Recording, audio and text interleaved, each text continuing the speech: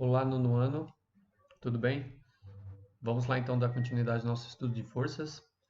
A gente vai ver dessa vez as forças em em direções diferentes.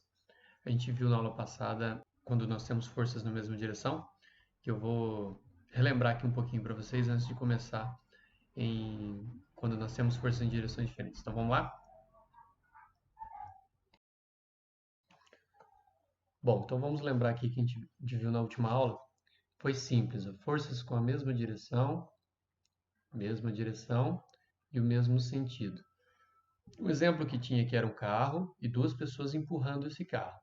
As duas estão empurrando na direção horizontal. As duas forças são horizontais. Agora, as duas também são da esquerda para a direita. As duas forças, as duas pessoas. Vamos chamar aqui, então, uma pessoa puxa com uma força F1, a outra puxa com a força F2. Né? Neste caso, as duas forças elas estão na mesma direção, no mesmo sentido, elas estão se ajudando. Os dois estão se ajudando a empurrar o carro. Então, para a gente encontrar a força resultante, o resultado disso é simplesmente a soma das duas forças. Então, F1 mais F2, pronto, a gente tem assim a força resultante. Se fosse, por exemplo, um com 10, o outro com 20, a soma seria 30. Tá? A gente encontra então a força resultante. A força resultante seria uma força que poderia substituir essas duas. Eu poderia colocar uma pessoa ali fazendo uma força maior que a soma dos dois. Daria no mesmo. Seria o mesmo resultado, tá? Sobre o carro.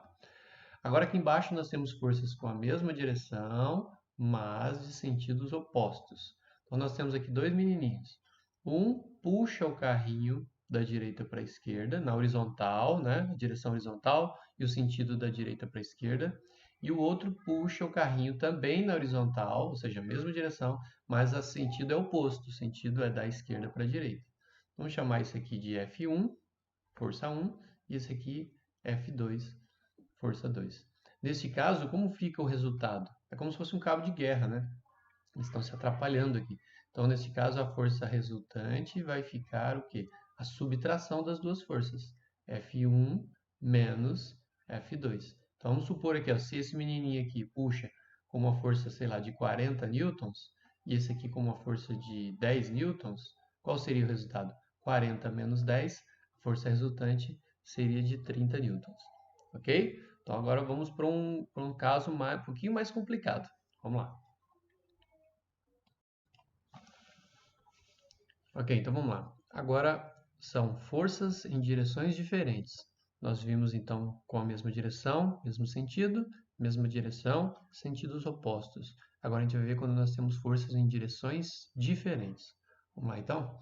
Aqui o texto diz o seguinte: duas garotas estão puxando com cordas um barco para a areia ou para a borda do rio. Não sei se dá para perceber aqui. Nós temos aqui o barquinho e duas menininhas aqui, uma menininha aqui, elas estão puxando o barco para a borda do rio. O rio está aqui e aqui está a borda. Então elas vão tirar de dentro da água o barco. Repare que elas estão puxando cada uma para um lado. Essa menininha puxa nessa direção aqui, vou colocar uma flechinha aqui, e essa menininha puxa para cá, tá? E o texto diz o seguinte, que forma um ângulo de 90 graus entre elas. Então deixa eu só limpar aqui um pouco. Vou colocar de novo aqui a flechinha para cá. E essa aqui puxa para cá. E forma aqui entre elas um ângulo de 90 graus. Tá? Lembra, né? Que o símbolo de 90 graus. A gente faz assim, né? Quando a gente tem 90 graus. A gente coloca um quadradinho e uma bolinha aqui no meio. Beleza? Então tá. Aí o texto segue dizendo assim, ó. Vou assinalar aqui, ó. Forma um ângulo de 90 graus entre elas.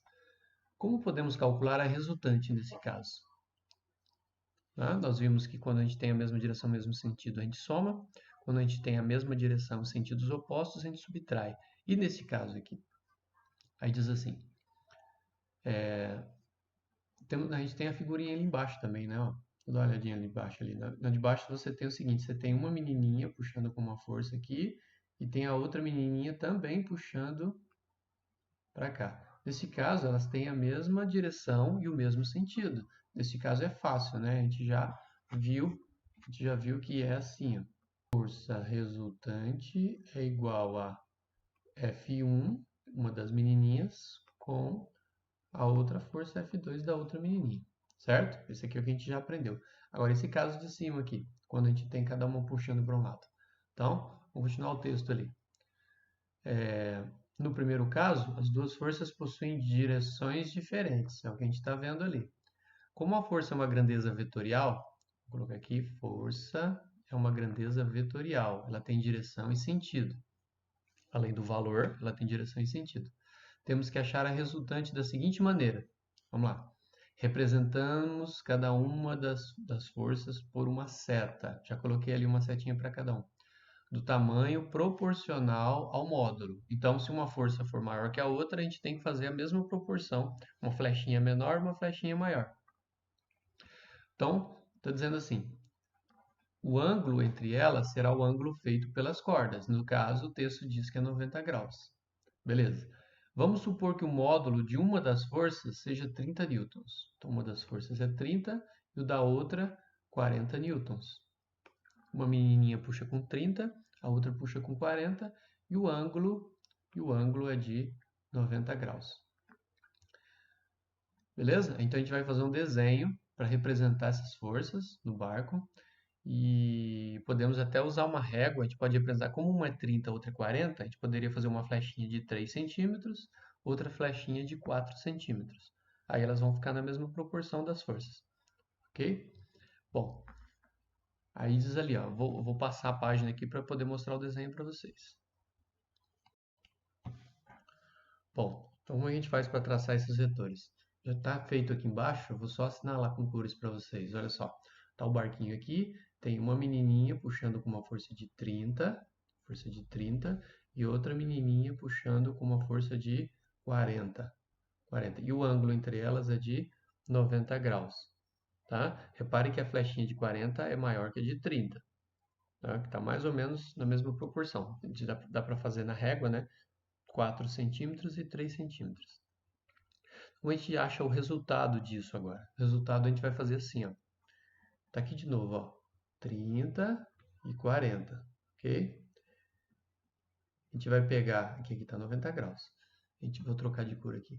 A gente vai fazer um tracejado na pontinha do vetor de 30. A gente vai fazer um tracejado paralelo ao de 40. Olha só, a gente vai fazer um paralelo ao de 40. E aqui na ponta do de 40, a gente vai fazer um tracejado paralelo ao de 30. E a gente vai fechar um retângulo. Dá para perceber que eu tenho um retângulo que é metade ali amarelo, metade verdinho. E como é que eu traço o resultado disso? Deixa eu colocar uma outra cor aqui, laranja. O resultado ele vai ser o seguinte, vai ser do início dos dois vetores até o final dos outros dois que eu fiz tracejado. Assim, uma diagonal. Ok? Então esse aqui vai ser o vetor resultante. Vou colocar como se fosse uma ponta de uma flecha aqui, ó. Ó. Então, as duas menininhas puxando, o barco vai vir mais ou menos, não é bem perfeito assim, retinho, mas ele vai vir aqui entre os dois vetores. E aí o barco vai sair da água dessa forma. Ok? Essa é a maneira geométrica para a gente traçar o vetor resultante. Agora a gente não calculou o valor dele, né? Como é que a gente vai fazer para calcular o valor? Aqui, ó, quanto vale? Quantos newtons? Interrogação, quantos newtons vale essa força? É isso que a gente vai fazer agora.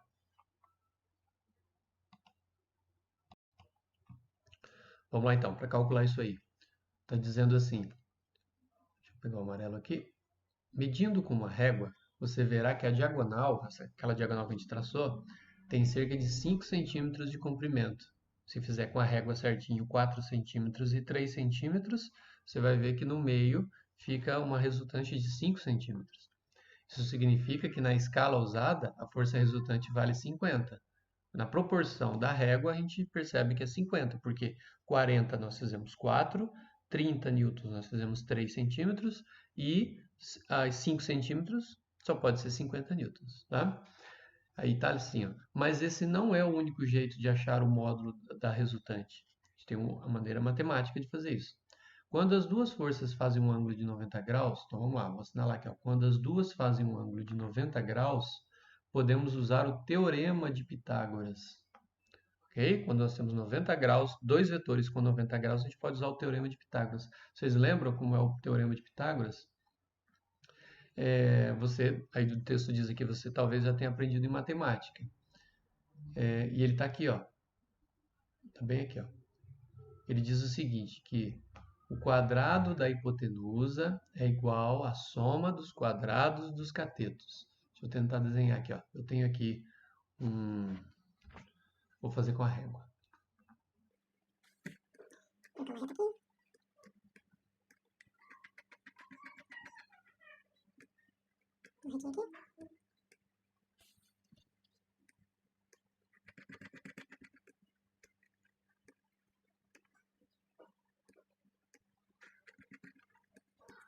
Ok.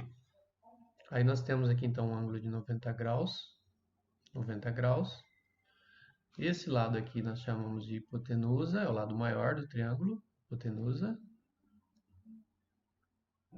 E aqui nós temos os catetos. Então, vou colocar assim, ó, cateto, cateto e o outro cateto. Ok? Então, o que a gente pode fazer aqui? Existe uma relação matemática que é assim, ó. Vou pegar a hipotenusa, vou chamar de H, levar ao quadrado, é igual a soma dos quadrados dos catetos. Vamos chamar esse cateto aqui de A e esse cateto aqui de B, tá? Então vai ficar assim, cateto A ao quadrado mais cateto B ao quadrado. Beleza? No caso das forças, nós temos o seguinte, a hipotenusa vai ser isso aqui, ó. Vou desenhar lá como a gente estava no desenho. Você tinha aqui mais ou menos 30 e 40, opa, 30 e 40, 30 e 40. A gente fez um tracejado aqui, ó. Tracejadinho aqui e outro aqui, certo? E a gente passou uma resultante aqui no meio, que pela régua nós medimos que dá 50, porque são 5 centímetros, certo? Agora repare nisso aqui, ó. Você tem um triângulo aqui, deixa eu colocar uma corzinha aqui laranja. Você tem um triângulo aqui, ó.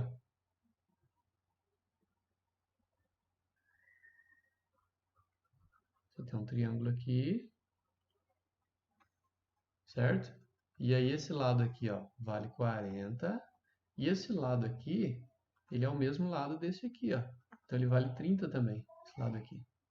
Certo? Então você tem um triângulo aqui, que aqui tem um ângulo de 90 graus, que vale essa continha aqui também. Só que vai ficar assim, ó, esse 50 aqui é a força resultante. Então aqui na hipotenusa eu vou colocar força resultante ao quadrado igual. E aí os dois catetos, que no caso é o 40 e o 30. Então vou colocar aqui, vamos colocar F1, né? Força 1 ao quadrado, mais força 2 ao quadrado. Beleza? No caso do cálculo vai ficar força resultante ao quadrado, opa, força, opa, não é para acontecer isso.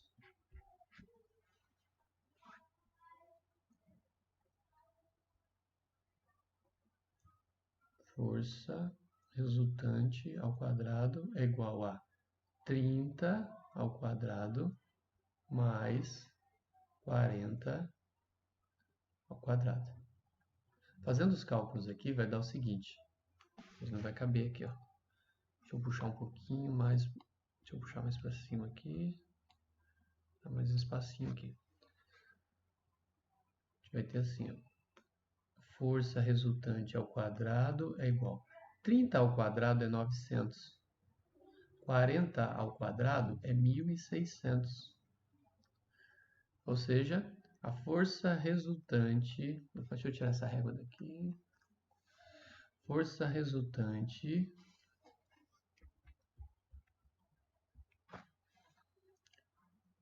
Força resultante ao quadrado é igual. 900 mais 1.600 são 2.500.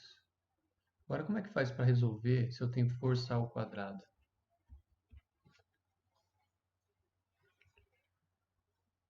Deixa eu puxar mais um pouquinho aqui. 2.500.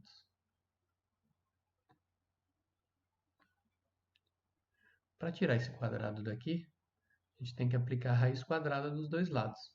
E aí vai ficar assim. Quando eu aplicar a raiz quadrada aqui e a raiz quadrada aqui, né, esse quadrado a gente corta com a raiz e fica só força resultante. E a raiz quadrada de 2.500, sabe quanto é? É 50.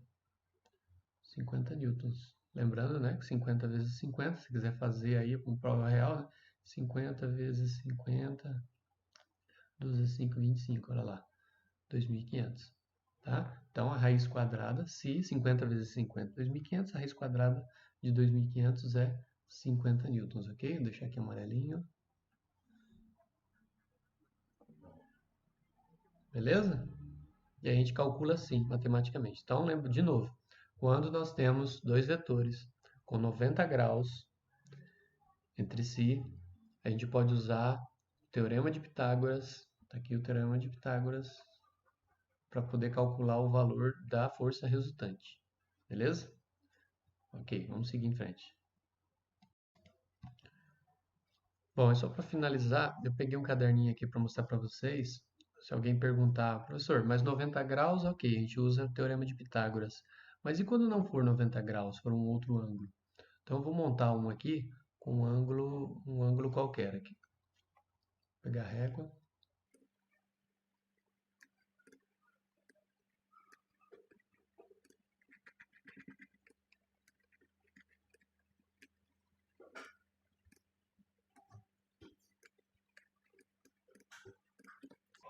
Tá, então eu coloquei aqui, vamos colocar a pontinha da flecha aqui, pontinha da seta aqui, pontinha da seta aqui, vou colocar um ângulo aqui que não é um ângulo de 90. Vamos chamar aqui um ângulo alfa, que eu não sei qual é, mas não é 90, diferente de 90, tá?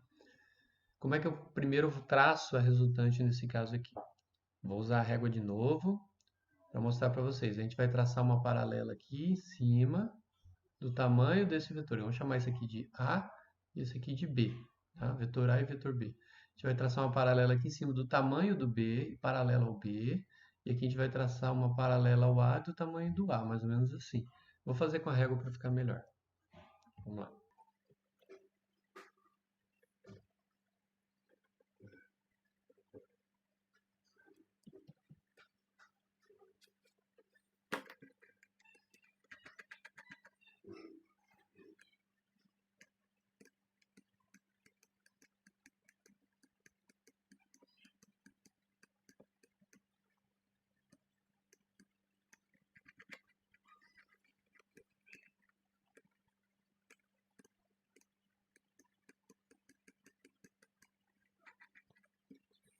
Ok? Agora eu vou traçar a resultante no meio, na diagonal. Ela vai começar aqui, ó, na origem dos dois vetores, e vai terminar lá na pontinha, do lado de lá, formando uma diagonal aqui do meio do paralelogramo. Então vamos lá.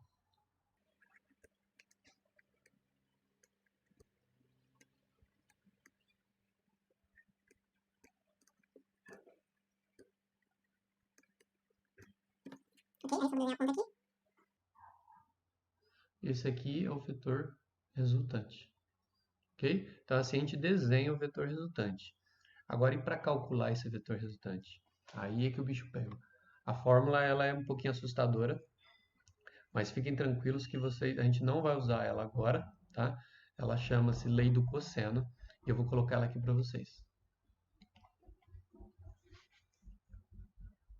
Ela fica assim, ó. A resultante é vetor A ao quadrado mais vetor B ao quadrado mais 2 vezes o A vezes o B vezes o cosseno do ângulo alfa. Ok? E tem mais. E tudo isso aqui tem uma raiz quadrada.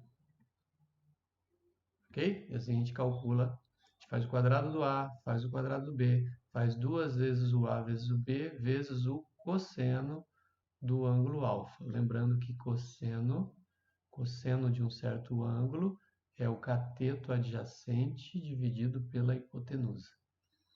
Tá? Aqui lá na trigonometria aulinha de matemática. A gente não vai usar, a gente não vai fazer no nono ano, a gente vai fazer no ensino médio, tá? E por enquanto eu só estou mostrando para vocês como é, ok? E vamos para o próximo assunto então. Ok, nós vamos dar uma olhadinha agora nesse assunto aqui, ó, inércia dos corpos. Vamos lá acompanhando comigo. A imagem que na situação da figura 13.6 dos dois garotos estivessem puxando o carrinho com força de mesmo valor, essa imagem que ele está falando é aquela do carrinho de compra e os dois menininhos puxando em sentidos opostos. Vocês lembram, né? Se eles estivessem puxando com forças de mesmo valor, nesse caso a força resultante seria nula. Então, se um menininho puxa para um lado com uma força de, sei lá, de 20, e o outro também puxa para o outro lado com uma força de 20, qual é o resultado? 20 menos 20 é zero. Então, nesse caso, a resultante seria nula. Agora, você vai descobrir uma propriedade interessante dos corpos. Todo corpo tem a tendência de permanecer em repouso ou em movimento retilíneo uniforme se a resultante das forças que agem sobre ele for nula. Então, vou destacar todo esse texto. Todo corpo ele tem a tendência de permanecer em repouso ou em movimento retilíneo uniforme. O que é um movimento retilíneo uniforme? Aquele movimento que mantém sempre a mesma velocidade. Então, os corpos têm a tendência de ou ficar parado ou fazer esse movimento retilíneo uniforme se a resultante das forças que agem sobre ele for nula. Então, na hora de eu calcular a força resultante, se der um resultado nulo, o corpo vai permanecer como ele está. Se ele está em repouso, ele continua em repouso. Se ele estiver em movimento uniforme, ele continua em movimento uniforme. Tá? Então, vamos ver o exemplo abaixo aqui. Quando um veículo, como um carro ou um ônibus, freia de repente, então, vou colocar aqui um carro, um ônibus, freia de repente, as pessoas que estão nele, o que acontece com elas? Elas tendem a ser projetadas para frente. Se você está no banco do carro lá, seu pai pisa no freio, você vai para frente, né? Por isso a importância de usar o cinto de segurança, senão a gente se machuca. Os passageiros em um ônibus, o cara está lá, segurando lá em cima, né? Aqui, tá segurando. E freia, ele tem que segurar porque ele vai lá para frente. Ok. Aí diz assim, isso ocorre porque elas tendem a permanecer em movimento, elas tendem a continuar, o corpo tende a continuar como ele estava. Você estava no banco, o carro freou, o carro parou, mas você não. Então a tendência é o seu corpo continuar para frente, ele continua indo da maneira com que ele estava antes, até que o cinto, né, te segure no banco. Bom, então vou assinalar isso aqui também. Ó. Isso ocorre porque eles tendem a permanecer em movimento. As pessoas só não serão projetadas para frente se outras forças, como a força de atrito com o chão do veículo ou com o assento, a força com que elas se seguram ou o cinto de segurança. Então, por que elas não vão para frente? Então, alguma coisa vai segurar elas. Pode ser o atrito do pé com o chão, segurando ali no lugar onde segura no ônibus, ou então o cinto de segurança que te mantém preso no banco. Tá? Então, eles interrompem o movimento. Depois, veja a figura abaixo. Dá para ver ali que é um carro de teste, tem bonecos lá dentro, e esse é um teste para ver a qualidade do carro na hora de uma colisão, né, se ele protege ou não os passageiros lá dentro. Então está dizendo assim, ó, como você pode perceber, é muito importante usar o cinto de segurança. Vou assinalar isso aqui, importante usar o cinto de segurança no carro e segurar-se bem no ônibus. Se a pessoa estiver no ônibus em pé, tem que se segurar bem lá. Da mesma forma, quando o veículo arranca de repente, as pessoas são jogadas para trás. Então, o carro acelera e a pessoa vai para trás, certo? Mesma coisa no ônibus, o cara está lá segurando no ônibus e aí o carro acelera e ele vai para trás, ele tem que segurar firme para não cair, ok? É o mesmo caso do freio. Então, quando freia, você vai para frente, quando acelera, você vai para trás. Na verdade, não é que você vai para frente, você continua do jeito que você estava. Você estava indo para frente, o carro parou, não você. Você projeta para frente.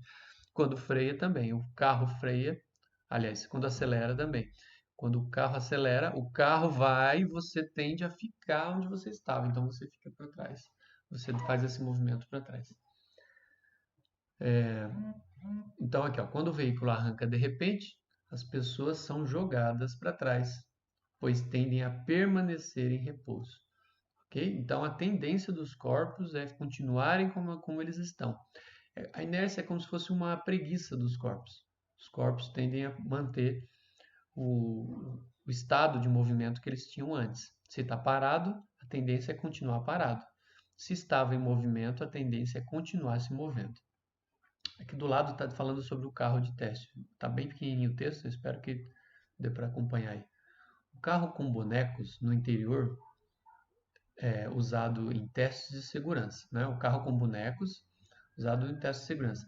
Ele bateu contra uma parede a 56 km por hora. Apenas o boneco que representa o motorista está com cinto de segurança. Então, só esse boneco aqui está com cinto de segurança. Ó. Ele está com cinto, os outros não estão. Um boneco pequeno representando uma criança é arremessado para fora. Dá para ver aqui, ó. Vou assinalar aqui, ó. Está sendo arremessado para fora do veículo. Ele estourou o vidro e está sendo jogado para fora. Não estava de cinto, sentado no banco da frente sem cinto. Depois diz ali assim: os bonecos do banco traseiro também são arremessados com violência para frente. Então, está aqui atrás, ó. Aqui é um boneco aqui e tem um boneco pequeno aqui também. Eles estão sendo jogados, olha como ela está batendo aqui a cabeça no teto, né? E a criança aqui provavelmente vai ser apertada aqui atrás do banco do motorista aqui. Okay? Isso mostra a importância do uso do cinto de segurança. Então, continuando, o texto diz assim: com base nesses exemplos, fica mais fácil compreender que um corpo continua em movimento ou em repouso se nenhuma força agir sobre ele. Vou assinalar aqui, ó. Um corpo continua em movimento ou em repouso se nenhuma força agir sobre ele. Ou seja, se a resultante das forças que agem sobre o corpo for nula. Se não tiver nenhuma força agindo sobre ele, ele vai continuar como ele estava. O carro bateu, a pessoa continua indo para frente. Ela só vai parar a hora que ela colidir ou com o cinto que segura ela, ou com o banco lá na frente, ou o para-brisa, ou o volante, e aí ela vai se machucar. Então, enquanto não tiver nenhuma força agindo sobre ela, ela continua como ela estava. Ok? Essa é uma lei, a gente vai chamar de lei da inércia. Como se fosse uma lei da preguiça dos corpos. Eles tendem a continuar como eles estavam. Aí diz assim, ó, a propriedade da matéria de manter o seu estado de repouso ou de movimento retilíneo uniforme é chamado de inércia. Então, o que é a inércia? A inércia é a propriedade da matéria de manter o seu estado ou de repouso ou de movimento uniforme. Ok? Isso é a inércia. E aí, por último, diz assim: essa ideia ela está expressa na chamada lei da inércia. É a lei da inércia. E essa lei é a primeira lei de Newton. Não sou eu, né? Mas o Isaac Newton. A primeira lei de Newton. E ela diz assim: se nenhuma força atuar sobre um corpo, ele permanece em repouso ou em movimento retilíneo uniforme, ou seja, com velocidade constante. Essa frase é muito importante, ela define a primeira lei e com certeza ela cai nas avaliações futuras. Tá? Vou perguntar, vou colocar lá a primeira lei, segunda lei, terceira lei, a gente vai ver a segunda e a terceira daqui a pouco. E os enunciados, você provavelmente vai ter que ligar as leis aos seus enunciados. Ok? Então, essa é a primeira lei, o nome dela é lei da inércia, ou princípio da inércia, e a frase é aquela lei: se nenhuma força atuar sobre um corpo, ele permanece em repouso ou em movimento retilíneo uniforme. Bom, aqui embaixo tem um texto que é a importância do cinto de segurança. Eu vou ler rapidamente com vocês. Acompanhe comigo. Em caso de acidente, o cinto de segurança previne que ferimentos mais graves ocorram tanto aos passageiros dos bancos dianteiros como os dos bancos traseiros. Em uma batida frontal, as pessoas são arremessadas na mesma direção e no mesmo sentido em que vinha o carro. Então, se o carro ia para frente e bate, as pessoas vão para frente, continuam indo para frente. e com a mesma velocidade que ele desenvolvia. Se o carro estava 100 por hora e bateu de repente, as pessoas continuam indo para frente com aquela velocidade de 100 km por hora. E aí diz assim: então, se estiverem sem o cinto, as pessoas do banco traseiro serão lançadas contra o encosto do banco dianteiro. Vão bater na parte de trás do banco do motorista e do passageiro da frente, podendo ferir-se e provocar ferimentos nos ocupantes do banco da frente. Ou seja, o pessoal de trás, ao bater no banco da frente, pode esmagar o pessoal que está na frente com a força. As pessoas do banco dianteiro podem, por sua vez, ser arremessadas para fora do carro, atravessando o para-brisa. Então, como aquele boneco que a gente viu agora há pouco, né, que atravessou pelo para-brisa do carro. O carro para, a pessoa continua e ela é jogada para fora. Muitas pessoas acabam se acidentando dessa maneira. A ocorrência de um choque frontal também pode impulsionar a parte traseira para cima. A a traseira do carro levanta, fazendo com que os passageiros sem cinto batam a cabeça contra o teto. Também tinha uma imagem ali agora há pouco, você pode voltar o vídeo para ver a imagem. Aquele boneco na parte de trás estava batendo lá em cima. Portanto, sempre use o cinto e outros equipamentos de segurança. Ok? Então, qual é a mensagem ali? Cinto de segurança é um equipamento indispensável. Entrou no carro, primeira coisa é colocar o cinto de segurança. Ok? Ok, agora vamos falar do atrito. Atrito. Quando está frio, a gente esfrega as mãos para elas esquentarem. Quando a gente vê muito no corredor da escola, a criança corre e de repente ela dá aquela patinada com os pés no chão, escorrega e vai parando. Esses dois exemplos têm a ver com atrito. Vamos dar uma lidinha no texto ali. Você acaba de aprender que não é preciso a atuação de uma força para que um corpo se mantenha em movimento retilíneo uniforme. Então, vou assinalar isso aqui, ó. Não é preciso a atuação de uma força para que um corpo se mantenha em movimento retilíneo uniforme. Um exemplo disso, uma nave espacial. Uma nave espacial está lá no espaço e ela está indo com os motores todos desligados, né? Ela está indo só no embalo. Ela não vai parar nunca lá no espaço, porque ela não tem atrito. Então, ela vai seguir com a mesma velocidade para sempre. Né? Esse é um exemplo. Não existe força sobre a nave e ela continua se movendo, sempre com movimento retilíneo uniforme. Ok, na ausência de forças, o corpo continuará sempre com o movimento retilíneo uniforme. Aí diz assim, mas se você der um peteleco numa caneta sobre uma mesa, ela logo para de se movimentar. Por quê? Você pegar uma caneta lá, colocar em cima da mesa e dar um empurrãozinho nela, né? Aqui, ó. Você dá um empurrãozinho na caneta, ela vai um pouquinho e já para. Por quê? Justamente o atrito faz isso, né? Então a gente vai ver agora. Diz assim, isso ocorre por causa da ação de uma força, a força de atrito da mesa, no caso da caneta, né? Se você empurrar a caneta, da mesa sobre a caneta. Nesse caso, a força de atrito se opõe ao movimento. Força de atrito, ela sempre de oposição, ela sempre atrapalha, ela não deixa acontecer. Está sempre no sentido contrário ao movimento. Então, se você está indo para frente e está acontecendo um atrito, por exemplo, dos pés com o chão, essa força de atrito é para trás. Você está indo para frente, força de atrito é para trás. Certo? Se alguém escorrega lá no piso do pátio, ele fez uma força para frente, um impulso para frente, a força de atrito é para trás. Então está dizendo aqui, ó, quer dizer que força de atrito, ela atua sempre em sentido contrário ao do movimento do corpo. Ok?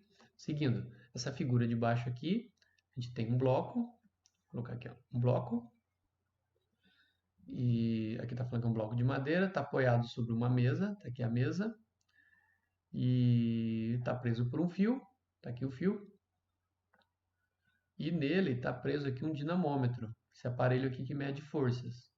Ele tem uma mola aqui dentro, que ela estica, tem um gancho aqui, olha só. Ela estica e ela mostra aqui, ela marca a força com que está fazendo para poder puxar o bloco. O dinamômetro aqui no caso. Deixa eu apagar tudo isso aqui. O bloco está sendo puxado por uma força de 2 newtons. Vou deixar a amarelinha aqui. destacar, vou colocar até outra cor aqui, verdinho. O valor da força com que o bloco é puxado é de 2 newtons, mas ele não se move. Ele não se move. Por quê? Olha só, está puxando aqui com uma força de 2 newtons. É o que está marcando aqui, ó. 2 newtons. Mas ele continua paradinho. Está paradinho. Por que será? Bom, você tem uma força no bloco para cá. Para anular essa força de 2 newtons, tem que ter uma força para cá de 2 newtons. Que força será essa? Porque 2 anula com 2. Que força será essa? Essa é a força de atrito, e ela está aqui embaixo, está bem aqui do bloco com a mesa. É uma força, vamos escrever assim, F e um AT de atrito, e ela vale também 2 newtons, ok? E aí uma força anula a outra, certo? 2 newtons aqui está anulando esses 2 newtons aqui, beleza? Então, continuando.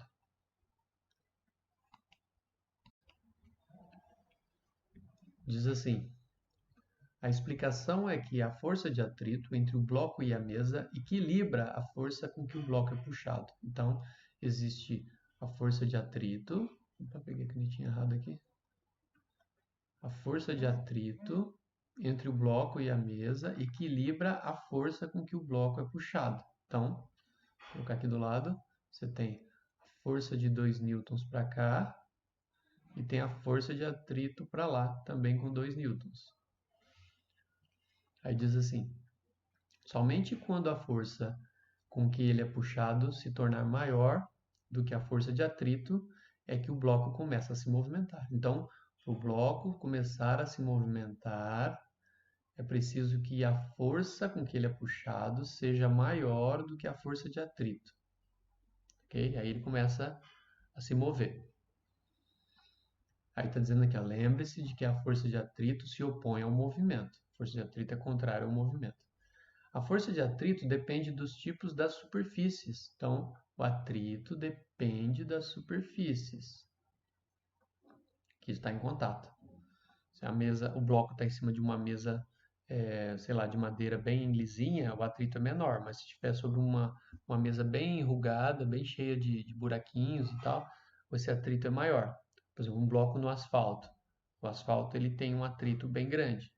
Aliás, ele é feito de propósito, para ter bastante atrito para o carro não escorregar, né?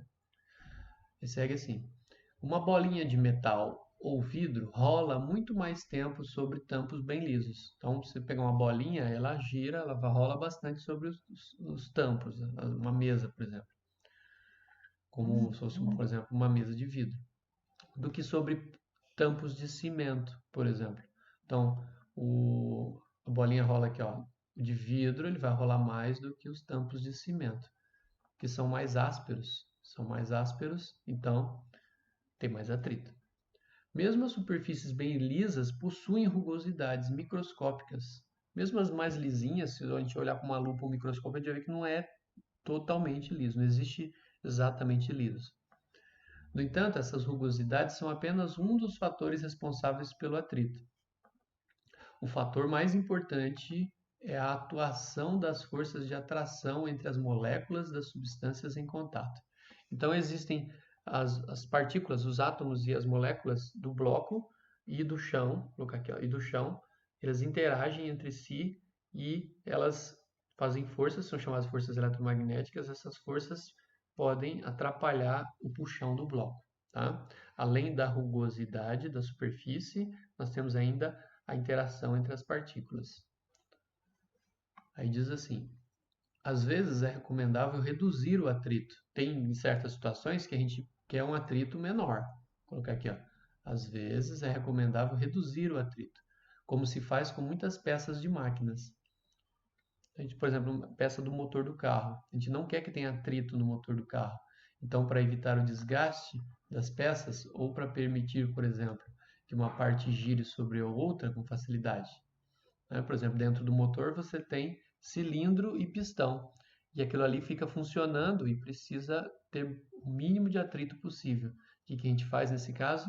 A gente usa óleo lubrificante. Tá? Então, o que está dizendo aqui, ó, nesses casos o atrito pode ser reduzido. Então, a gente tem que reduzir o atrito nesses casos, tornando as superfícies mais lisas, através de polimento ou aplicando alguma substância. No caso, uma cera, um óleo ou uma graxa. Tá? Quando a porta do quarto está fazendo barulho na hora que abre, né? Está rangendo, a gente coloca óleo. Esse óleo diminui o atrito entre as peças da dobradiça e aí ele vai abrir e fechar com menos atrito e aí não vai fazer aquele rangido, aquele barulho. Tá? Bom, outras vezes, vou mudar de cor aqui, vou pegar um laranja. Outras vezes a gente quer que aumentar o atrito. É importante que o atrito aumente. Como, por exemplo, entre os pneus de um automóvel e o solo.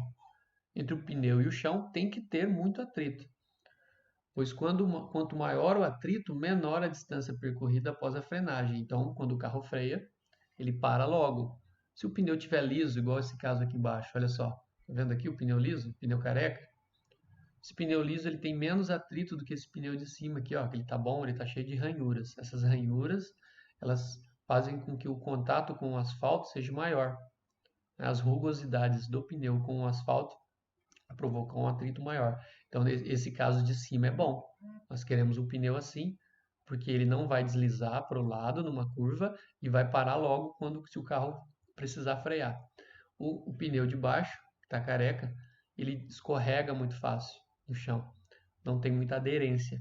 E quando a gente tem chuva, por exemplo, a água ela escorre por essas ranhuras aqui, ó, do pneu bom. Ó.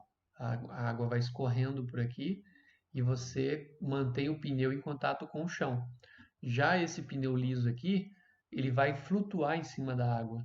Numa pista molhada, ele vai causar um efeito que a gente chama de aquaplanagem. O efeito de aquaplanagem. O carro vai flutuar ali em cima e vai perder o motorista vai perder o controle e aí pode sair da pista e se acidentar, ok? Então, só para continuar o texto aqui, ó,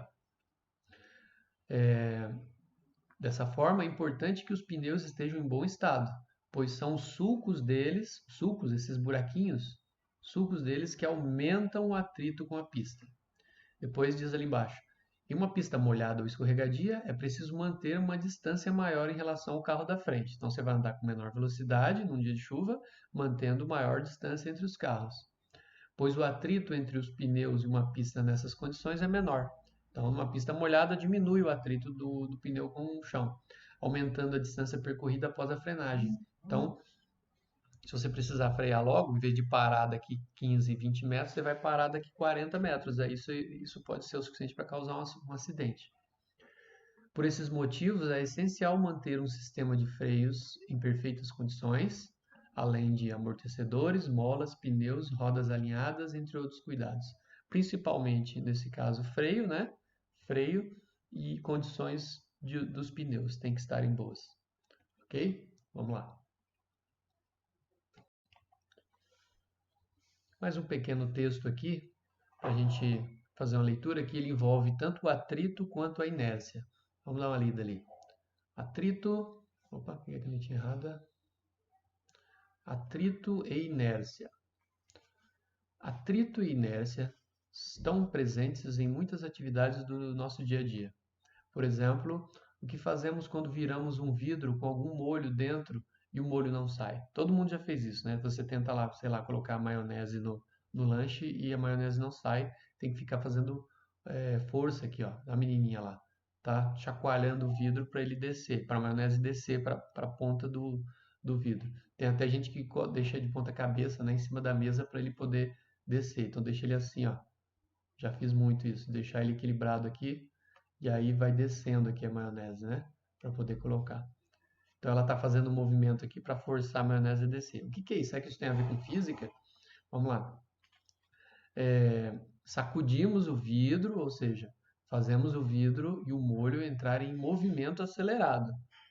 Quando paramos de repente, olha só, quando paramos de repente, você dá aquela parada no vidro, perto do lanche, o atrito com a parede, da maionese com a parede, não é suficiente para segurar a maionese ou o molho lá no fundo do vidro. E aí, por inércia, ou seja, a maionese tende a permanecer em movimento. Quando você desacelera o vidro, a maionese tende a continuar o movimento. O atrito da parede não segura e a maionese desce para a ponta do vidro. Então, olha lá, por inércia ele continua a se mover e sai do vidro. E aí a maionese cai no seu lanche. Ou no caso ali da menininha, parece que é um espaguete ali. Ela está tentando colocar ketchup no macarrão. Ok? Beleza? Então, olha só, um simples gesto de colocar o molho no macarrão ou a maionese no lanche tem a ver com o atrito do molho segurando na parede do recipiente por dentro e a inércia, que é aquela hora que você faz o movimento e o molho desce. Ok? Beleza. Seguinte. Bom, nós falamos então da primeira lei de Newton, o primeiro princípio de Newton, que é a lei da inércia, né? Que um corpo ele tende a permanecer no seu estado. Se ele está parado, ele tende a permanecer parado. Se ele está em movimento uniforme, ele tende a permanecer no movimento uniforme.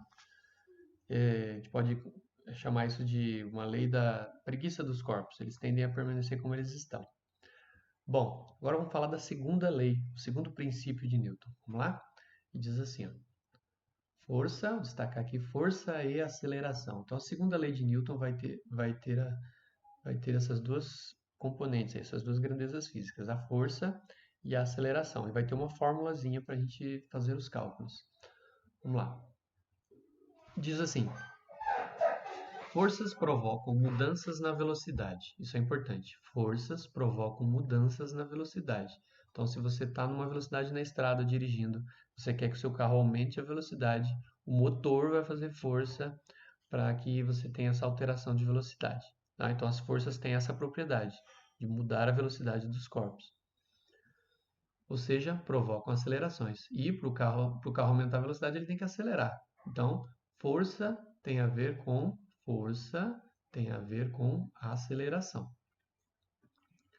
É isso que acontece quando um carro aumenta a sua velocidade ou quando um carro freia. Você está numa certa velocidade, você precisa frear, você vai alterar a velocidade.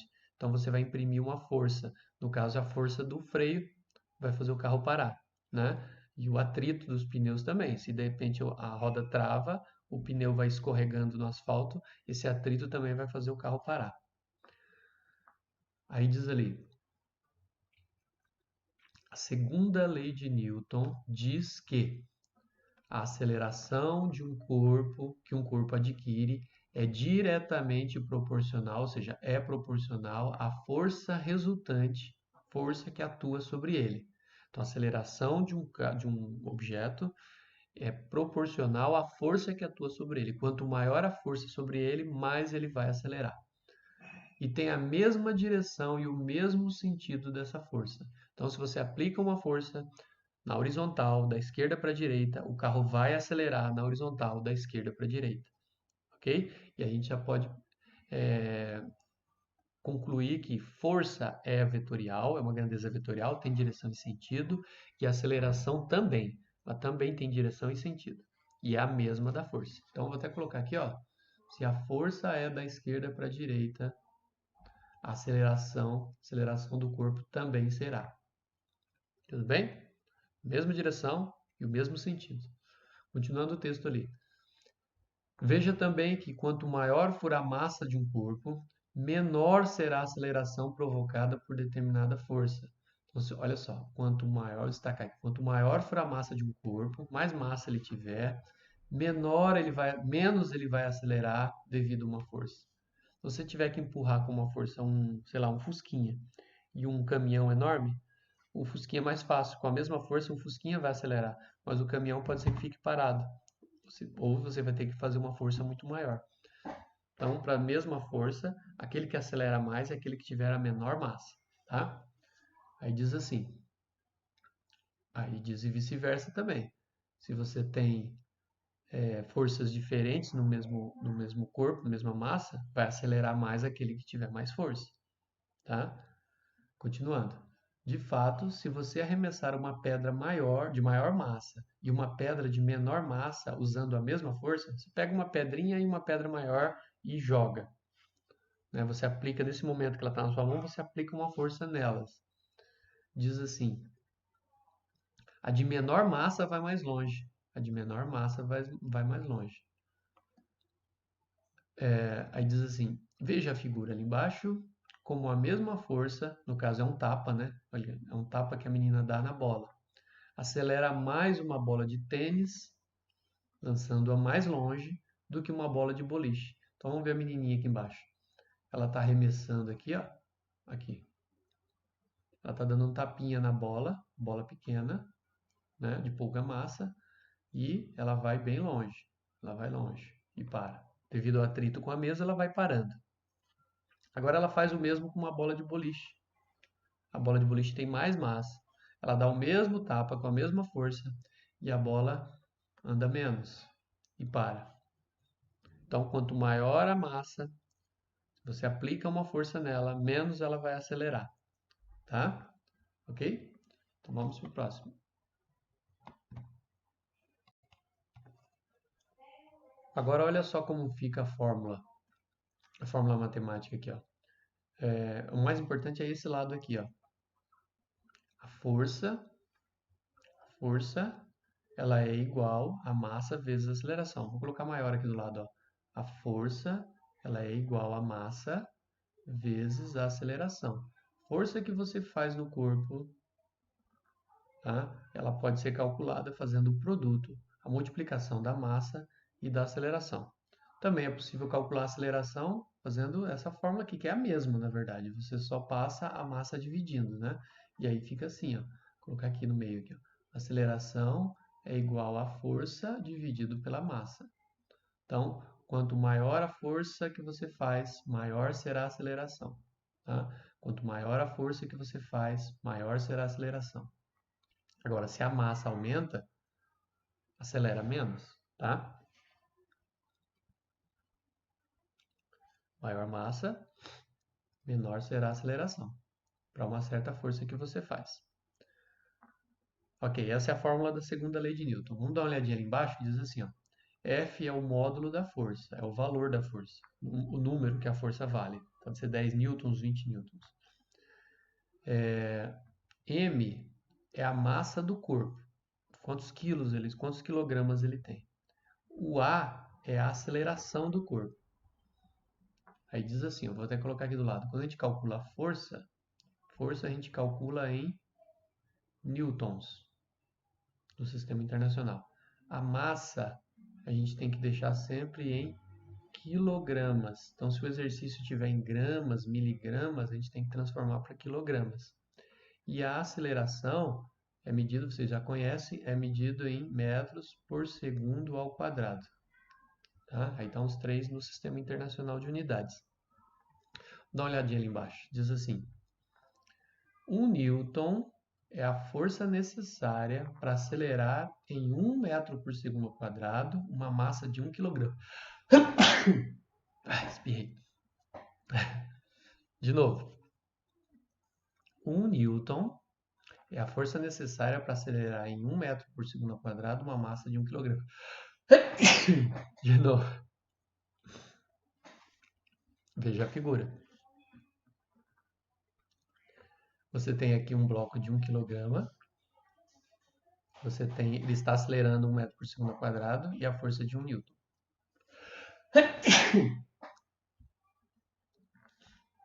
Ok? Está mostrando aqui, ó, 1 newton no dinamômetro. Então, se você fizer esse cálculo aqui, força é igual a massa vezes aceleração. Opa! Massa vezes aceleração. A massa é de 1 kg, a aceleração é de 1 metro por segundo ao quadrado. Então, a força, 1 vezes 1, 1 newton. Ok?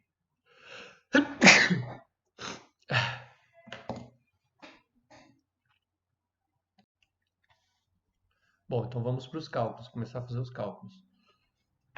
Veja uma aplicação da segunda lei de Newton. Vamos lá, então vamos pegar um exemplo aqui. Qual será o módulo da resultante? Então ele quer saber qual é o valor da força resultante das forças aplicadas sobre um corpo com massa de 10 kg que se move em linha reta com aceleração de 5 metros por segundo ao quadrado? Quer saber qual o valor da força resultante, sabendo que a massa é de 10 kg e ele está se movendo e acelerando a 5 metros por segundo ao quadrado. Então é simples, a gente vai usar a força igual a massa vezes a aceleração. Vou colocar maior aqui. Força igual a massa vezes a aceleração. Pessoal, essa fórmula aqui ela tem um apelido. O pessoal chama ela para a gente decorar ela assim, a gente chama de fórmula da fama. Fama. Ó, até aparece a palavra fama um pouquinho. Ó. Fama, certo? Então, fórmula da fama. Fórmula da segunda lei de Newton. A gente dá um apelido de fórmula da fama. Então fica fácil ali o cálculo, ó.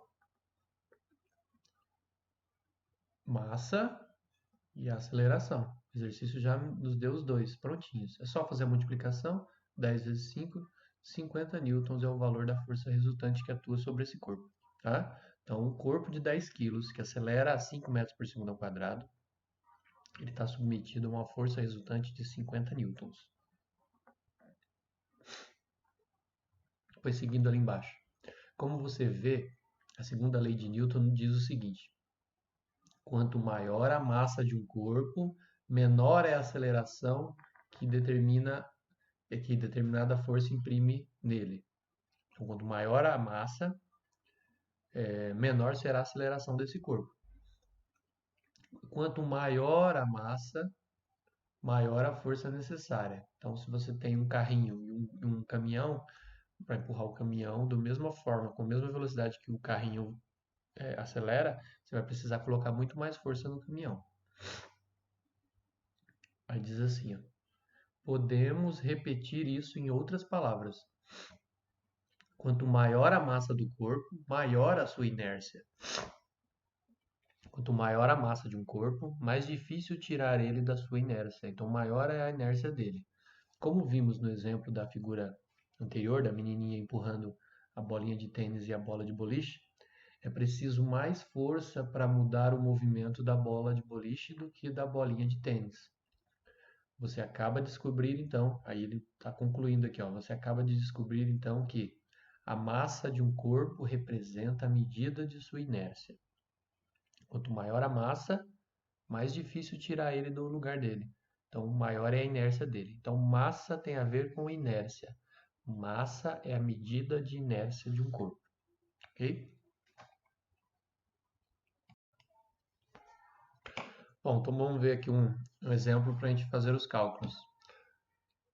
Diz assim, veja se você compreendeu bem a segunda lei de Newton observando esses exemplos.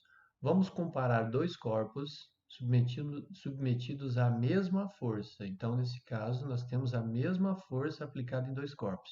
Nós temos aqui corpo 1, ele tem massa de 10 kg e ele está submetido a uma força de 50 newtons. O corpo 2 tem 50 kg e está submetido à mesma força de 50 newtons. Como diz aqui em cima, a mesma força para os dois. São corpos de massas diferentes, mas com a mesma força. A gente vai calcular, a gente vai usar a fórmula da segunda lei de Newton para calcular a aceleração dos dois. Então vamos lá. Está aqui embaixo, está prontinho aqui já. Aceleração do primeiro corpo. Então, o primeiro corpo. Colocou a fórmula aqui, aceleração é a força pela massa. Não é? Vou colocando aqui do lado aqui, ó. A gente começa com a fórmula assim, a fórmula da fama. A gente passa a massa dividindo lá embaixo. Ó. Então, a força dividido pela massa igual a aceleração. Ou seja, a aceleração é a força dividido pela massa. Tá? Então, você pode começar assim e depois isolar o A para ele ficar desse jeito aqui. Beleza? Bom, então fazendo a continha, fica aqui, ó. 50 de força, 10 de massa, 10 kg. 50 dividido por 10, a aceleração então é de 5 metros por segundo ao quadrado. No segundo corpo agora, a força também é de 50, só que agora a massa é de 50, corpo maior. Então você vai ter agora uma aceleração de 1 metro por segundo ao quadrado, por 50 dividido por 50 é 1. Tá? Então, veja bem, um corpo acelera a 5, o corpo de menor massa. O corpo de maior massa acelera a 1 metro por segundo ao quadrado. Corpo menor acelera mais, quando submetido à mesma força. Pegar um bloquinho e um blocão, os dois com a mesma força, o bloquinho vai acelerar mais, porque ele tem menos massa. Certo? Tem menos inércia, então ele acelera mais. Aí diz assim aqui embaixo. como você pode ver, a aceleração diminui com o aumento da massa. Ó, a aceleração é menor quando a massa é maior do corpo. E o que quer dizer isso? A aceleração é inversamente proporcional à massa. Se a massa aumenta, menor é a aceleração. Ok? Vamos ver outro exemplo. Bom, agora a gente vai usar os mesmos dois corpos, tá? De 10 kg e de 50 kg. Tá aqui, ó. Só que eu já chamo aqui de corpo 3, né? 10 kg e 50 kg. Só que agora eu quero que os dois tenham a mesma aceleração. Aceleração de 1 metro por segundo e aqui também 1 metro por segundo ao quadrado. Tá? Mesma aceleração com massas diferentes. A gente pode calcular agora a força. Tá? No exemplo anterior a gente calculou as acelerações. Agora ele está me dando a aceleração dos dois. Está me dando as duas acelerações e a gente tem que calcular agora aqui as forças. Força daqui de cima e a força aqui de baixo. A gente vai usar a fórmula da fama, que está aqui embaixo, tá aqui, a equação da segunda lei, para fazer o cálculo. Tá bem fácil, né? Só substituir aqui, ó, 10 ali. 10 aqui, ó, 10 kg de massa, 1 de aceleração. 50 kg de massa, 1 de aceleração. Resultado, nós temos no primeiro corpo, o corpo de menor massa, 10 newtons, e no corpo de maior massa, 50 newtons.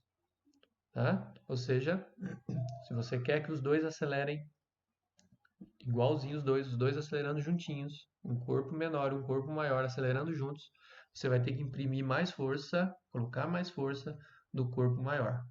Corpo maior, mais massa. Você tem aqui um bloquinho pequenininho e um bloco grandão. O bloquinho pequenininho você vai fazer uma força menor e no blocão você vai ter que fazer uma força maior, para eles poderem acelerar, terem a mesma aceleração, ok? Entendido? Então está dizendo assim ali embaixo, ó.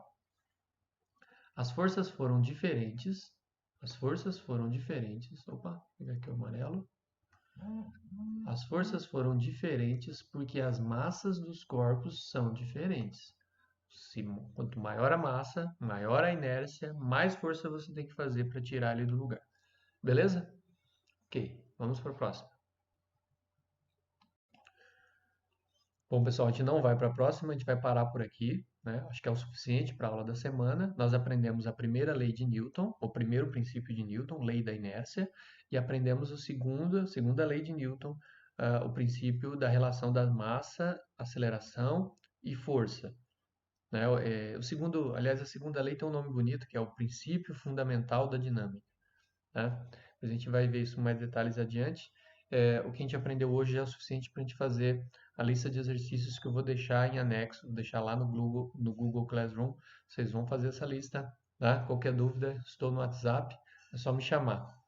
E aí, semana que vem, a gente vai discutir os exercícios e continuar conteúdo novo, ok? Valeu, pessoal. Até a próxima.